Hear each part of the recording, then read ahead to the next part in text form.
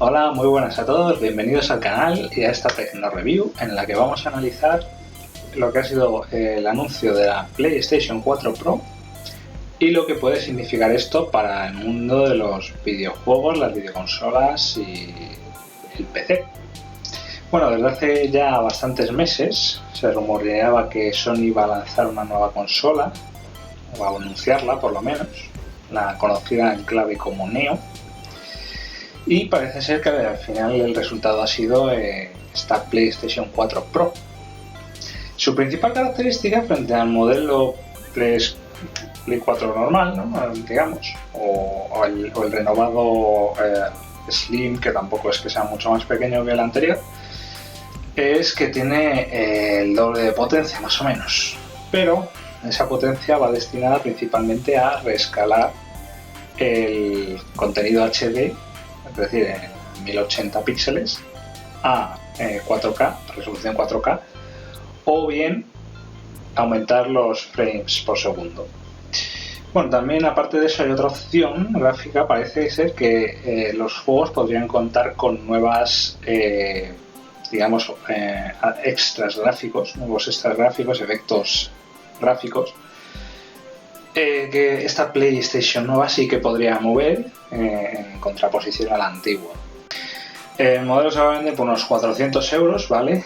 Y no va a contar con reproductor Blu-ray Ultra HD, es decir, no vamos a poder tener películas en 4K cuando empiecen a salir en formato físico.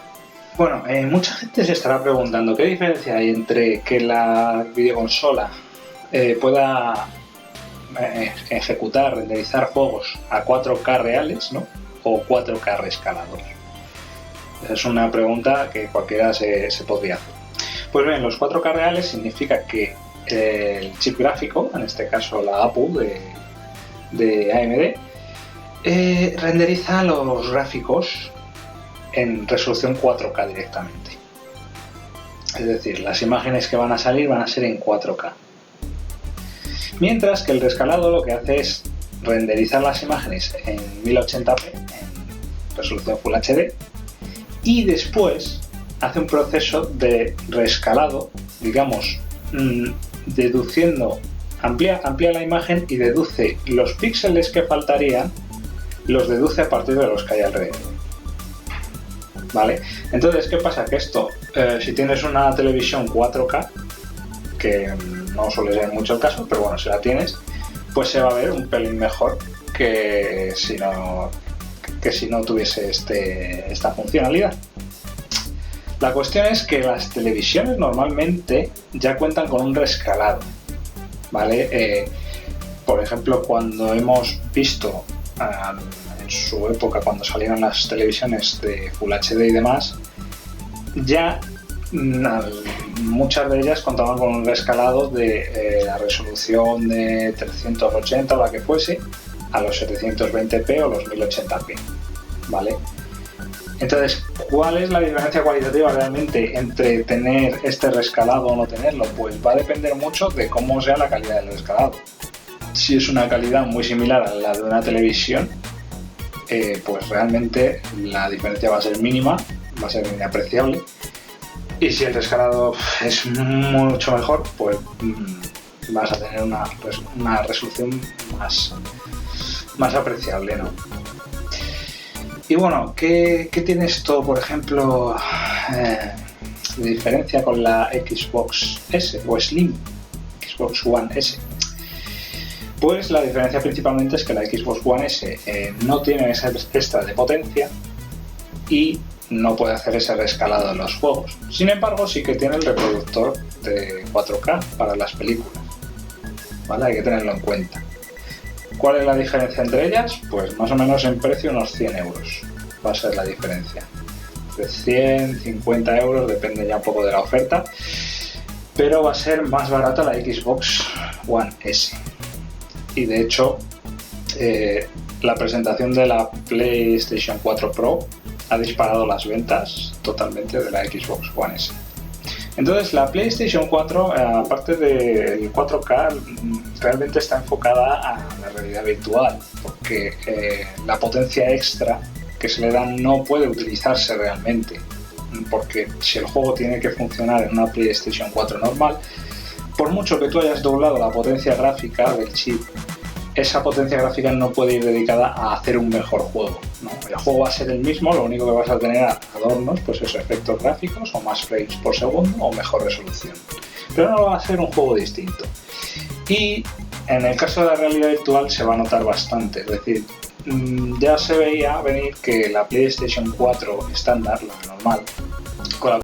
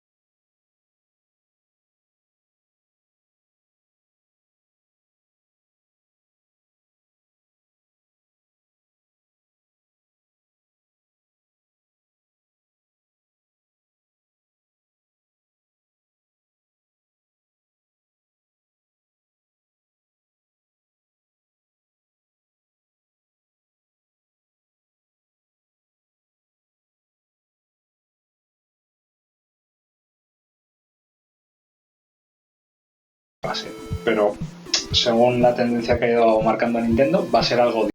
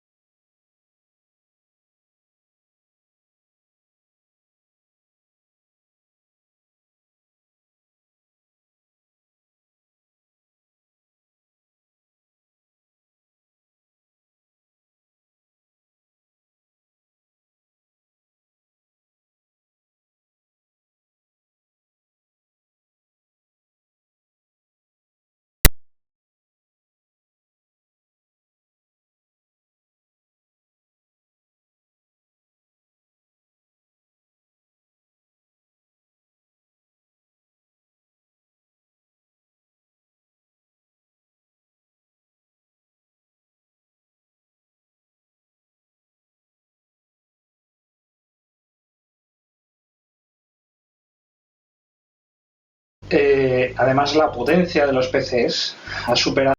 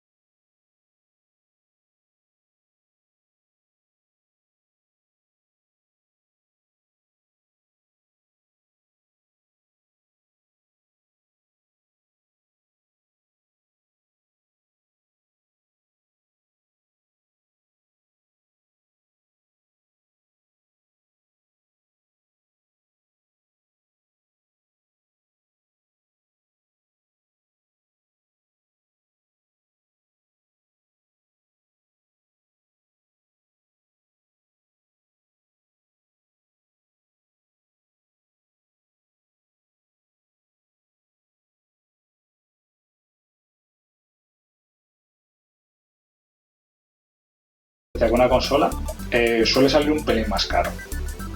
Pero el ordenador tiene la ventaja de que tú puedes actualizarlo, ¿vale? Que si tú, por ejemplo, ahora le metes un cierto hardware, le metes 8 GB de RAM, por ejemplo, y mañana se te quedan cortos y has dejado pues tus 2 slots libres o lo que sea, pues le puedes meter otros 8 y ya tienes 16.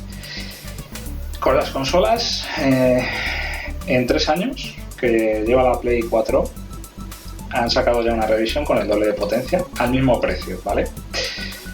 Al final el coste va a estar muy parejo, y si encima cuentas que en las videoconsolas los juegos suelen ser más caros ya de por sí y tienes que pagar por jugar online, pues la diferencia está muy reducida. Yo diría que incluso la balanza se decanta mucho más por el PC. No obstante, ¿vale? Creo que lo importante no son la potencia, ¿vale? Y me explico. Me da la sensación de que los juegos de antes eran más divertidos que los de ahora. Y creo que no es una sensación mía solo, porque tú te vas a las páginas como Metacritic, ¿no? Donde la gente vota la calificación de los juegos, y hay muy pocos juegos con calificaciones altas. Hay muy pocos juegos, sobre todo en las consolas. En las consolas hay que pasen de un 8 muy poquitos. Y eso al final no es lo que te están vendiendo, ¿no? Porque a ti cuando ves un anuncio de PlayStation o lo que sea, o de Xbox, ves ahí un tráiler de la hostia, te venden el juegazo del año, tal. Y al final no es eso lo que se ve reflejado luego en la calificación, en la valoración que le dan los usuarios a los juegos. ¿No? Y en cambio, por ejemplo, con la Wii U, que es una videoconsola muy inferior, pues la gente está mucho más encantada que con estas consolas, con la Xbox One o con la PlayStation 4. ¿No? Digamos que los juegos, quizás sea porque esos usuarios buscan ese tipo de juegos, pero no sé. Es una reflexión que yo creo que los juegos cada vez tienen más de cinemáticas, de efectos, de mucha mejora gráfica, pero realmente en lo que es la jugabilidad, pues no están a la altura de otras épocas.